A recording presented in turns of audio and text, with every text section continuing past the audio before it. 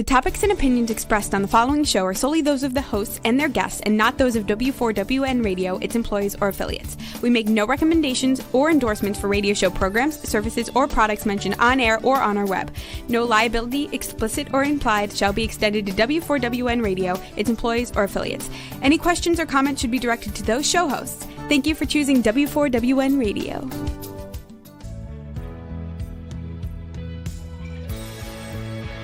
Welcome to Success Secrets Exposed with Sally A. Curtis, where we share stories of challenge, success, and inspiration along with practical tips and strategies to move you forward to your success.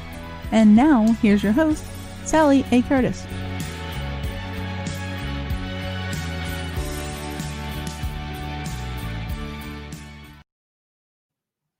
Good morning, good evening, and good day to you. You're in for a treat today. We are going to be talking all things events. So those that know me well know that I've loved the event space. I put on lots of my own events, and the event space can be tricky for people when it comes to filling their events and promoting and marketing events. So today we're going to be talking all things events. We're going to be talking marketing, ideation, profitability, pitfalls, and also some of the opportunities and tips to help you promote your events successfully. For those that I haven't yet met and I'm yet to meet, I'm a marketing strategist for speakers, coaches, and consultants, specializing in content repurposing and LinkedIn strategy. And it's my role to help you amplify your voice, your message, and your impact. And today's very, very special guest has an absolute wealth of knowledge when it comes to the event space, as I said. So let me share some of the insights around Michael before I introduce him. He comes from personally managing over 200 events himself, with up to attendances of 16,000 people. So big scale events and small scale events. He's also secured media coverage for clients with over 50 million people. And some of his non-profit clients have had profitability increases of up to 300% after expenses. That's not the best one. And he's also seen his online events and strategies returns and profitability for returns of 830% for online events during COVID, and we know how popular online events have got last year, etc. He works both across Australia and America, and he brings a wealth of experience for event management, PR, marketing, sponsorship, and manages a very diverse portfolio from small business owners to community groups to charities and very, very large multinationals. So please help me welcome Michael Gray from MJG Events.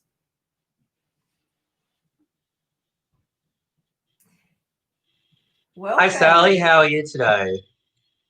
Very, very well, thank you. And we're already inundated with questions as it relates to the event space and marketing. So we're going to have some good show today. So thank you very much for sharing and joining us today.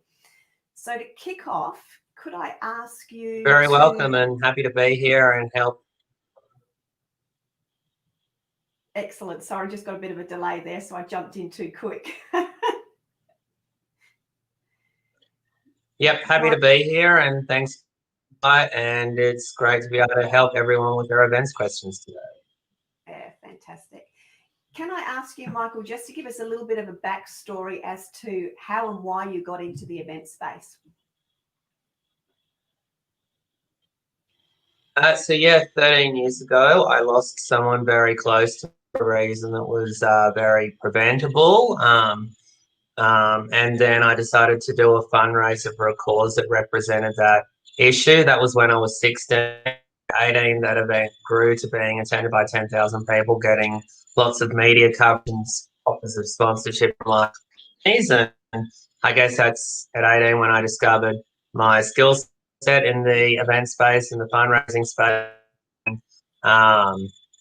Business and marketing at uni, worked with a range of charities for a while in marketing, events, fundraising, sponsorship, and then 6.5 years ago, started MKG Events. So with, I guess, my mind, that's one of the reasons why MKG Events, while we do all kinds of events, while we're also really passionate about doing the social causes and events that help change people's lives. Yeah. And that's been, I know we've had some brilliant conversations around some of the things that you've done as it relates to events and some of the causes that you're being involved in. One of the main questions that just has come up a couple of times in the question box, which I'll just jump to, and then I'll jump back to some of the questions we talked about, is how's business changed for you? Or the event space changed for you? Now, I know you're growing exponentially at the moment, which is awesome, but can you give a bit of insight of what has happened as far as changes go since the pandemic? Yeah, so since March of last year, the events industry has changed a lot. So before COVID, we just did in-person events, and then when COVID became a thing, we launched new services in online events, as was alluded to earlier. Then where I am based in Sydney, Australia, by July 1, in-person events are legally allowed to be held again, restrictions, of course. So then what we did was we launched hybrid events, which is a combination of a smaller in-person gathering with an online aspect so that you can make the best of both. So I guess as a result of COVID, we now do in-person events, we do online events, we do hybrid events, we operate Australia-wide and online only in the US, given that unfortunately COVID's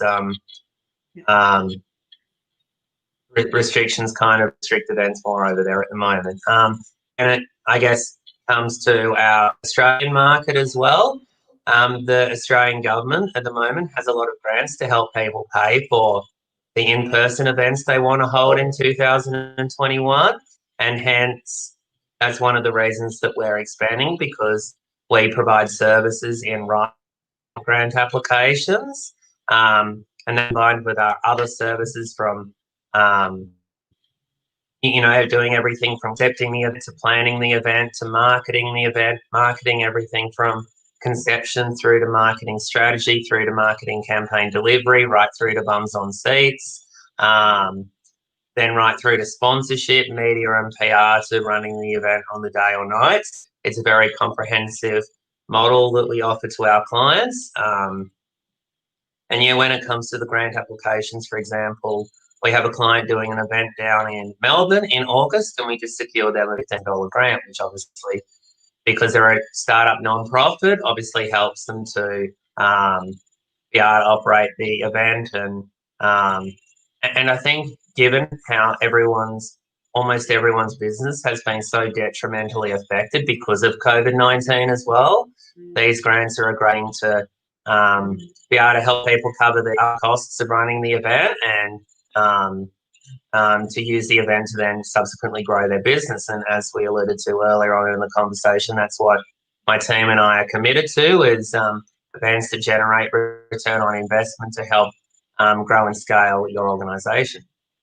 Yeah, beautiful. So I think that's been the paramount thing of the conversations that we have had, is just the clear, unbridled passion to create profitable events and help people to understand the difference between what seems to be a great idea versus what's a commercially viable great idea. So I think we'll dive into that as we go through as well. So can you share a little bit about that sort of the ideation versus the commercial viability around events in some of your experience and maybe some of the stories? Yep. So absolutely. Well, I guess the first thing that springs to mind when it comes to making an event commercially viable is making the right decisions about aspects about the event and not spending enormous sums of money on things that don't actually help you get to the goals that you have with the event. So as an example, we had a client previously, they were targeting a corporate audience, running a charity gala dinner. they wanted to spend $5,000 on Facebook ads because the client in question loved Facebook. And I'm not knocking Facebook. Facebook is a wonderful platform. I've used it to bring thousands and thousands of people to events. However, for this particular type of event, because of the target audience being corporate, it wasn't the right platform to get them the result they wanted. LinkedIn was a platform. So unfortunately, they didn't listen to my advice, spent $5,000 on Facebook ads and got nothing to show for it, as I told them that's what was going to happen ahead of time. But what I did manage to do is get them to agree to do LinkedIn advertising. They gave me $300 for LinkedIn campaign and produced a $45,000 return on investment. Yeah. So, using that as an example, they would have been better off to either not spend the $5,000 at all or to spend it on LinkedIn as opposed to wasting it on something that didn't actually help them in any way get to their goal, which was obviously to generate revenue for their organisations. So another example, so previously one of our clients quoted $75,000 for the costs of their event. We got that down to $50,000 once we removed all the unnecessary expenses that this client was tricked in by other people to thinking that they needed when they didn't. And they were also ripped off in quite a few quotes. Like, for example, the AV quote was $11,000 and we got all the same equipment, same model of equipment for $3,000 from our trusted suppliers. So that's, I guess, highlights the need for one of the services we launched as well, which is called Event Profit Maximizers. So it's a consulting service that we offer to anybody with an event, irrespective of whether they use our other services or not. So the upfront is $500 and then it's a 20% commission based on how much we save our client in terms of necessary expenses. And particularly relevant at the moment, given what I was saying earlier about lots of businesses struggling because of the restrictions that are placed on businesses because of the pandemic. Yeah. And I think it's very true. You've hit on a couple of things there. That trusted advisor aspect of having the right people around you that have got the right information. And when you don't know what you don't know, you're going to believe quotes. And I think there's such a people could be so opportunistic right now because there's so much new technology to help create events that are hybrid, but you don't need to have those unnecessary costs. Can you also, we can see that one's a hugely unnecessary cost. What are some of the other little niggly ones that crop up that people are unaware of, the little pitfalls that are unnecessary costs that people get placed on them? Yep. So one of the other there's two, I guess, other really common mistakes we come across a lot. The first is people who don't allow enough lead time before the event. And that is really an issue because lead time is very important to make sure that you get enough of the right people at your event to make it viable. That's the same whether it's in person or whether it's online. And you're only going to have an event that generates revenue through your organisation if you have enough of the right people to make it worthwhile for yourself. So generally speaking, for first-time clients, if they want an audience of less than 50 people, you recommend a lead time of at least 8 weeks. If it's more people, then that lead time for a first event would be longer. It's something like a first-time charity gala dinner, minimum 3 to 6 months would be what we'd recommend. We wouldn't really take on a gala dinner for a new startup charity within 3 months because it's just not enough time. Because for us, it's very important to make sure the client gets that return on investment. The other kind of common problem that we see as well is people are like, I have a database of 1,000 people. I want 100 people at my event and I don't need to do any other kinds of marketing. Well, no, the thing about it is that when it comes to databases, they can be very hit and miss. Some are very active, some are very inactive, some are just a complete waste of time in the email to. So what is really important to consider as well, and particularly because a lot of people are busy, like I know people get thousands of emails a day, they don't pay attention to the promos, which means that you really need to think about who your audience is and how you can best communicate with them. I think a good example of this story would be a friend of mine. So he is older than me and has 12 children. So son number one doesn't answer his calls, doesn't answer his emails, will only respond to texts. Daughter number one will only respond to messages, and son number two will only respond to messages sent through a video game that the son plays, which the father had to buy in order to be able to communicate with his son, because he won't answer the door, won't answer the phone, won't answer emails, texts, whatever the case may be. So using that as an example, thinking about your audience, it's important to use the communication method that they respond best to.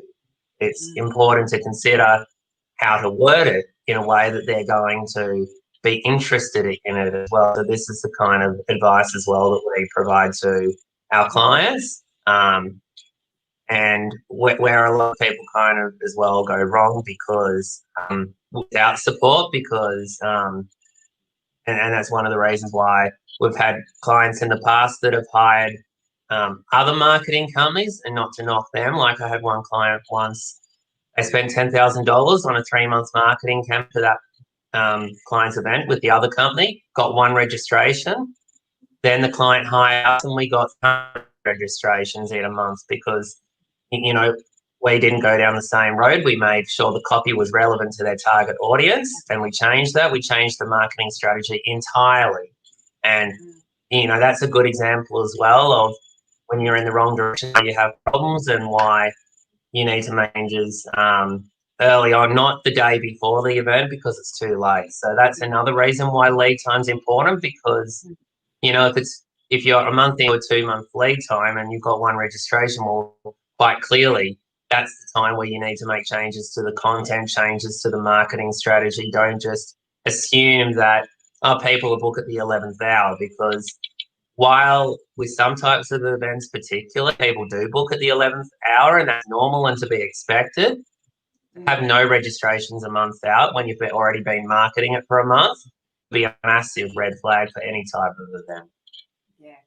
Very, very true. You've hit on a couple of things there for me. I love the relevance as it relates to the communication. And I've just, talking of children, I've got a 17-year-old son, Rory, and he is on Discord because he's gaming with his friends all the time. And the only way I can communicate with him if I'm needing him to do something urgently is actually message him through Discord, because he won't answer his phone and he won't answer an SMS. So it's all about that relevance as it relates to communication, but also relevant as to what the marketing, etc. is. And that 11th hour is a very interesting concept. Here in the Adelaide marketplace, a lot of our events, a space that I'm in with from a small events perspective, my rule of thumb without having red flags is if I get some instant registrations as soon as I launch it, we're good to go.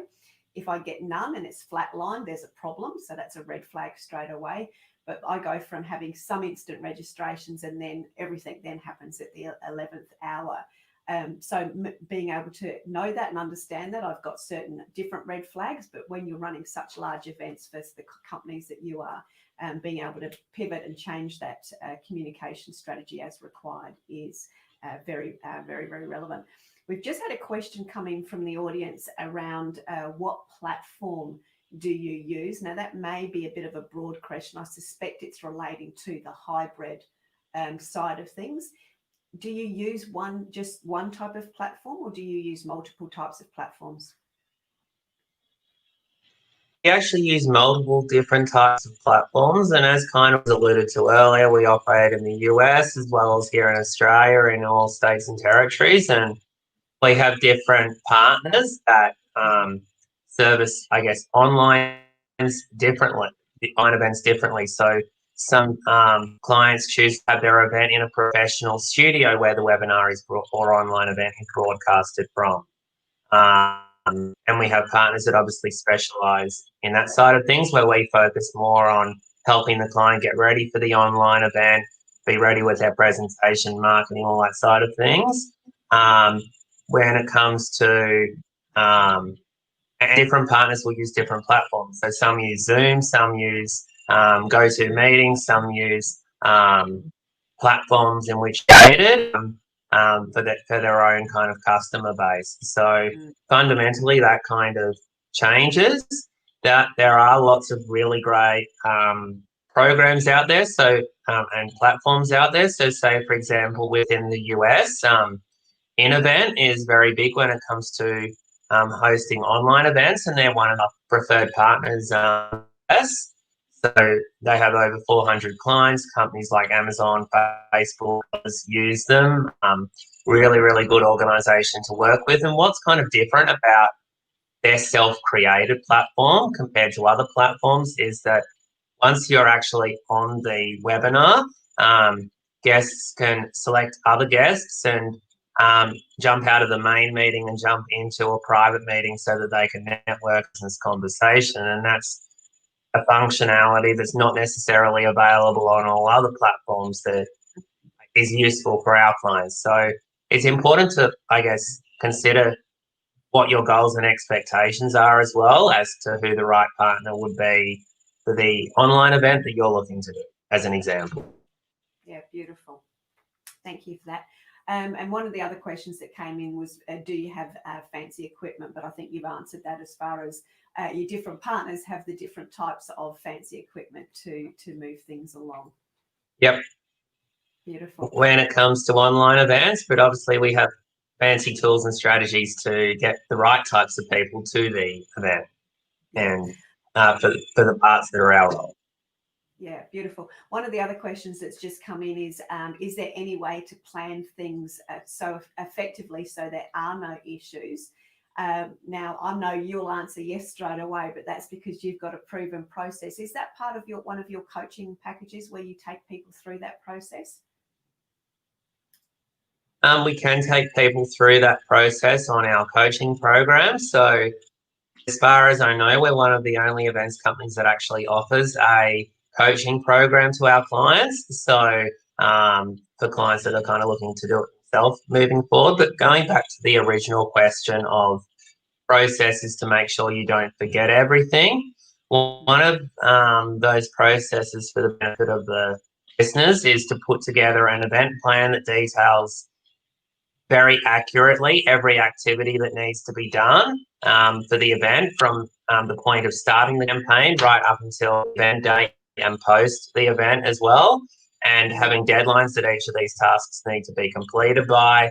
That's something that our team does and then subsequently communicates with clients so that both us and the client is on the same page about the schedule moving forward. And one of the kind of as well is that when an event's a month away, 6 weeks away, some people think, oh, I can just do this tomorrow or I can just do this next week. But that's not necessarily in the best interest if it breaks the schedule because, you know, everything has its place world. And when it comes to an event, if you leave some stuff too last minute, then it can potentially compromise the outcome that you're looking for. Yeah, very much so.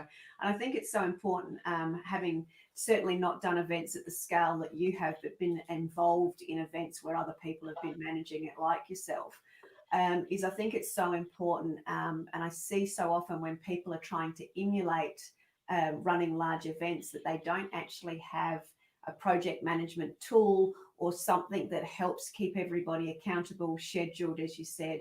They just tend to either have a checklist, if they're lucky, or they're storing lots of things in their head and they think I've said that to somebody, but perhaps you haven't. But at least if you've got a proper plan in a proper tool to help you be accountable to each other, to the client, and keeping those KPIs and everything moving forward correctly is paramount as well.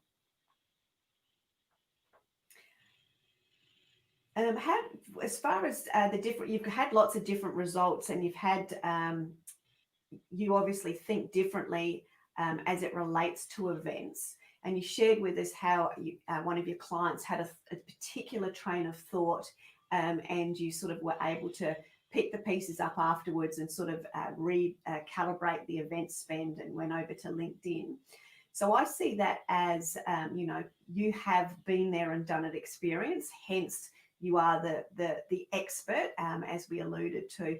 So can you share some of your stories where it relates to being that expert? What do you do about keeping everybody accountable, getting things in writing and those sorts of things? Michael? Yep, well, things in writing, I think, is important in writing in business is just generally important, irrespective of what else you run. And the reason I think that is because it makes it clear what's been agreed to. It's clear what's to be done as a result, not to be done. So, as kind of an example, recently we had a client who, in the lead up to the event, it became apparent that some of their supporter base didn't appreciate the client's political views. And then I told them in writing before the event that they should avoid discussing politics in any way, shape, or form because it's potentially alienating of their supporter base and it might compromise the financial return of the event. So then they decided to have a discussion about politics as soon as, and then they said they weren't going to discuss politics anymore. And then they had a raging debate about their opinion as to the performance of various politicians. And the topic of the webinar had absolutely nothing to do with politics. As a result, people left and suddenly that's stifled, even though it clearly wasn't. And if you go back to our emails before the event, we clearly said, do not discuss this topic at all because it will compromise the outcome. And we were right because as soon as they discussed it again, people left. So I guess that because they couldn't actually blame us because it was in writing that they shouldn't discuss this. They agreed not to discuss it in writing. And yeah, so that's, I guess, the advantage. It protects service providers and clients from incorrect accusations in challenging times. Yeah, beautiful. There's just another question that's just come up. Keeping people accountable in your business. It's saying, do you find people to be accountable in your business? Which clearly that's part of hiring the right people, but then having the right support tools to enable them to do that. Do you have a particular project management tool is one of the other questions to help people keep on track. Do you use anything in particular? And then I can share what we use. Yep. So there's a couple of things I'd kind of like to say here. So firstly, when it comes to keeping staff accountable, been in business 6 years, worked with a lot of people over that. What I would say is that if accountability is something that's important in your organisation, whatever's important in terms of what the employee needs to be, it's very important to be clear about exactly what you want and what you don't want before you hire anyone. So as an example, I'll put out do a marketing campaign with a job ad. It'll be very clear about what I want. So for example, at the moment, I'm looking to hire an events all-rounder. So I put out a job ad that's clear. So I'm looking for someone with a minimum of 2 years experience, someone who has proven experience and track record with delivering events from conception to delivery, someone who has a background in either sales or marketing, someone who has previously worked in the events industry, either at other events companies, in hotel events teams, in the events teams of charities or professional development organisations. So it's very, very clear about what I'm wanting, minimum 2 years experience, blah, blah. So then what happens, I have a recruiter as well that obviously does all the campaigning and kind of vets the applications. They then send me a short list of about 30 applications normally. Then what I do is I send each of those applicants an email. And if the applicant doesn't respond to the email, well, they don't criteria because they don't have good communication skills and don't follow instructions. So those people fight.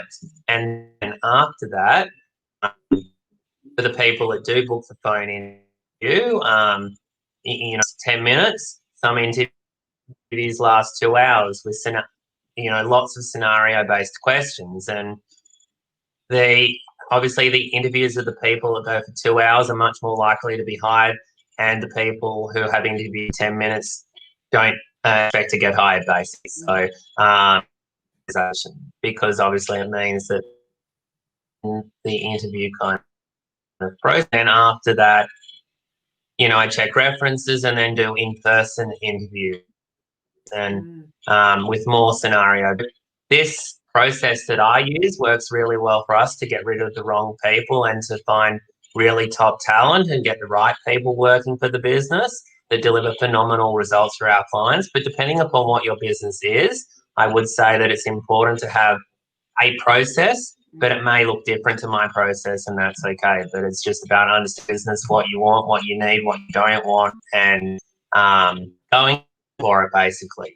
When it comes to tools to kind of keep people accountable. So, for example, every task that's assigned to a staff member for one of our clients or for the business, we have one staff member that's responsible for that log and making sure it gets updated, whether the task's complete, still in progress, whether we're waiting on the client or another staff member for a response so that the task can progress, whatever the case may be. So we have systems and processes in place to make tasks don't get forgotten and that our clients get the very best of service. And that, once again, may look different for your business, but it's important to have a process that allows you to track where things are at. Yeah, absolutely. That's been my, I suppose, my experience over the last couple of years when we've been growing and scaling and only having the ability to be able to do that because we had systems in place. So I've used all of the different technologies, Asana. I currently use Basecamp and Monday from a who's doing what when perspective. And the reason I use that for my staff is because we've all got lots of little different tasks that we love. And we're creative people, and majority of my staff are women. We actually like to tick boxes, and that gives us a sense of accomplishment. So I have tools that will enable everybody to engage and tick things off or pass it on to the next person in the chain, but we have visibility over that.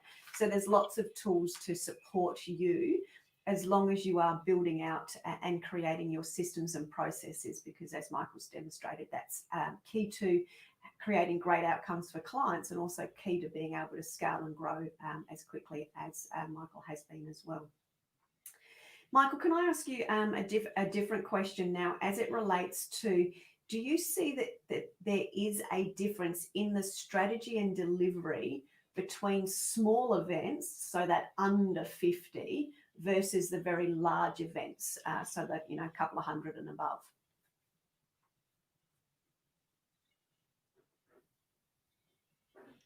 Yep. So what I would say there, everything that we use is slightly different depending upon the client, and it's not just necessarily based on the numbers of attendees. It's also based on who the attendees are. So, for example, we have clients that are targeting business owners. We have other clients that are targeting general population. We have some people that are targeting, with the purpose of their event, people that are healthy, want to get fit, be more healthy, whatever the case may be. So obviously very different categories of people, and they require a different strategy. They require different kind of support. So for example, we have some clients that are running free events with us or low cost events. We have some clients that are running events with ticket prices in excess per person. So all of, depending upon the price point of the event, it requires a different strategy too. So for example, with the larger point events, we have a relationship with a company called BizPay, which basically allows the client to pay the cost of the ticket in 4 installments over 4 months, which obviously makes it eligible for people. For example, as well, some of the event education space are eligible for government incentives where if you buy the ticket, you can claim it back on tax. So there's many different strategies if you think laterally to getting towards the outcome you're looking for. Yeah, And let me just say there, just hearing that with around that lateral thinking, that is the depth and breadth of what Michael's experience can bring to the table. There's obviously clearly lots of opportunity that people in the general public space are not aware of, that Michael has insight to and experience with because of the different types of events and the extreme different types of events and types of clients that he's actually been delivering and great results for. Can I ask you if you have a couple of key tips or suggestions of what people can do, perhaps if they're running their own events or thinking about the event space, that they can do themselves? I know we talked about getting the title right. Obviously, some of the tips that you've just said there as well, making sure that they really, really, really understand their own outcomes, but also their audience very intimately. What else would you suggest there, Michael? So just going more into the titles, because we haven't kind of discussed yet, and just generally marketing copy. So, for example, one of our clients, a guy by the name of Rick Chisholm, elite business coach, has made over 330 million in sales across businesses. He's started in 15 different industries, hired over 1,000 staff. Obviously, business extremely well, and very experienced in that space. So over the past 3 years, we've managed over 30 in-person events with him, as well as numerous online events during COVID. And later on this year, we're actually doing a national event tour with him in person, as well as a national online event as well. So of the things that we have planned already. But if you look at him, like, for example, one of his topics is how I created 5 $20 million a year plus. So that's obviously something that's very unique that not a lot of people can actually do, for example. So by comparison, a lot of people's equivalent title might be Sales 101 or how to sell better or something like that. But what I'm going to suggest is that your experience to come up with a title that's captivating, that shows you to be unique. So, for example, if you look at business coaching, sales coaching, it's a very competitive kind of space. Would you A, want to go to a coaching event where Rick's the speaker because of his experience, or B, if you had an option of going to speaker Bob, who may have run one business before and made $50,000 a year, and only been in business 2 years or something like that. So it's also important to obviously present yourself authentically and honestly, but also to, in the marketing copy, your achievements of how you've helped people and made a difference, because that's kind of what's going to get people to register for your event.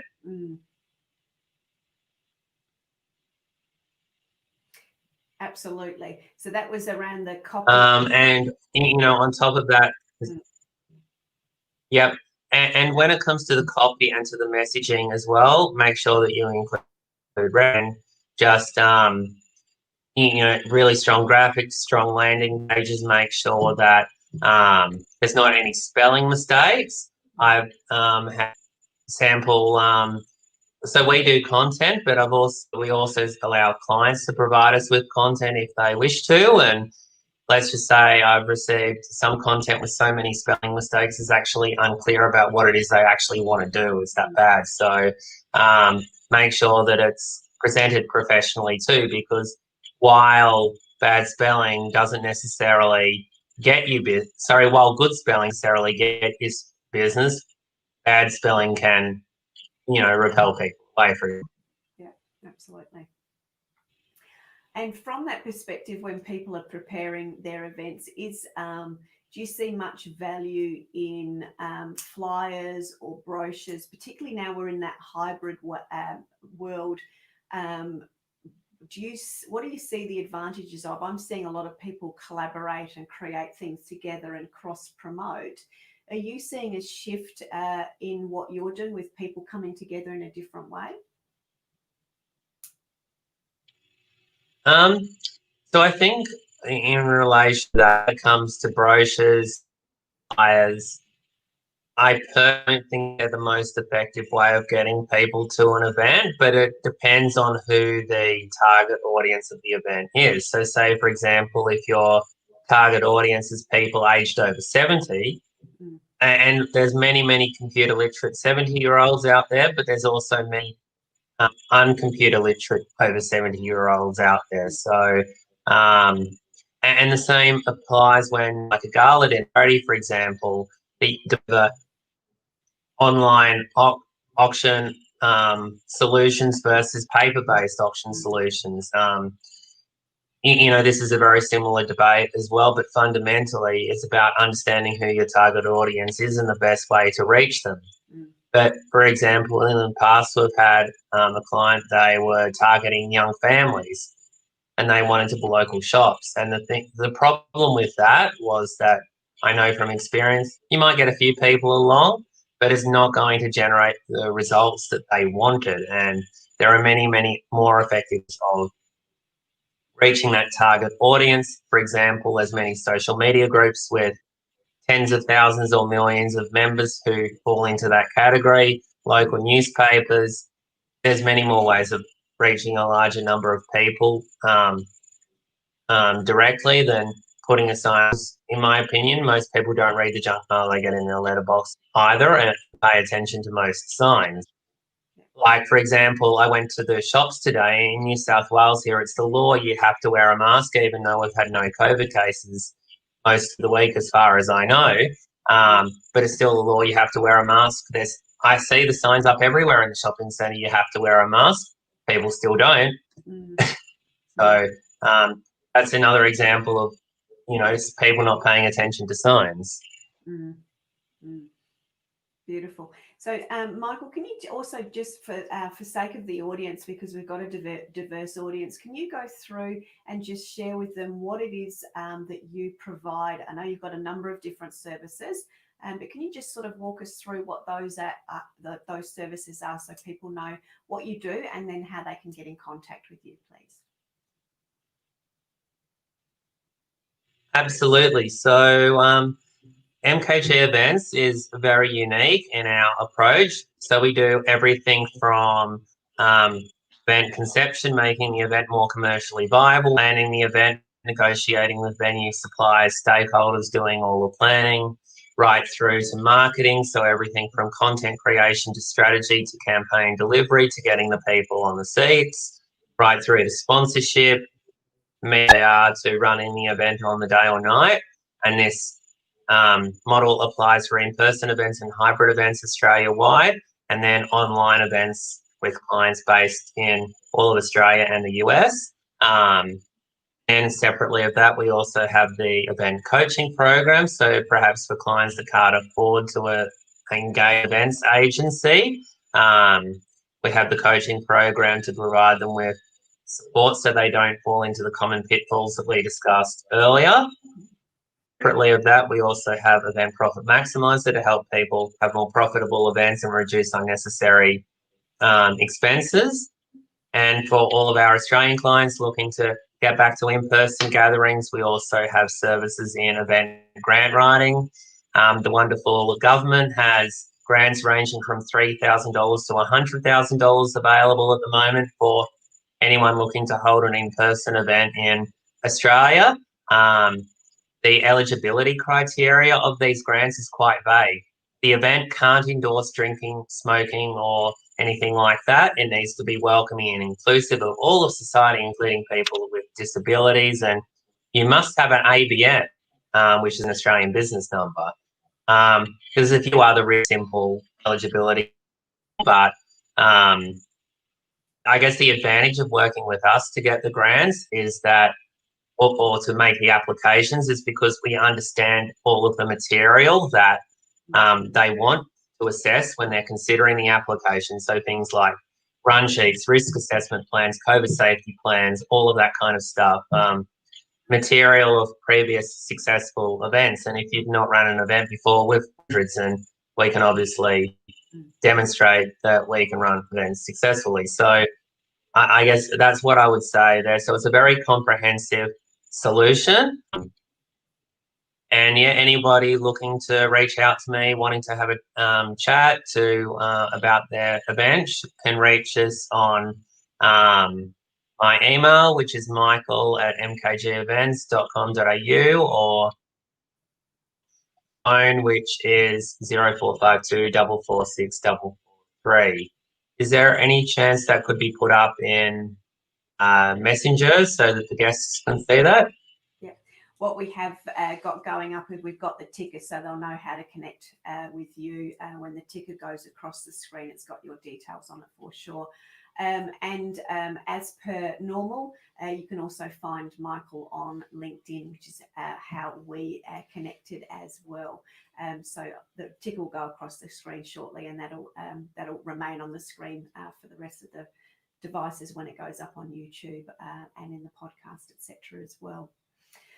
So that's been great information. I was unaware myself of the grants applications, so particularly keen to talk to you in relation to the grant applications around Australia, because I've got a couple of clients that are just looking at doing some bigger events as in the next sort of 6 months or so. So thank you for sharing that today. That was an area that I was completely unaware of. So thank you very, very much for sharing that. We've just got a couple more minutes left. So is there any final tips or anything else that you'd like to share, Michael?